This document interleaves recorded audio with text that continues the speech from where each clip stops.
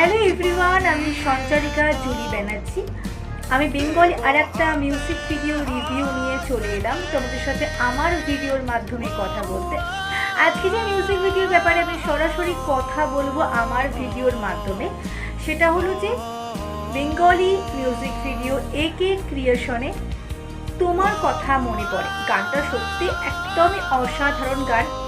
এখানে অভিনয় করেছে আমাদের সকলের প্রিয় একে ক্রিয়েশনের প্রডিউসার বলা যায় হিরো অশোক কুমার। একটা হিরোইনকে আমরা দেখতে পাচ্ছি।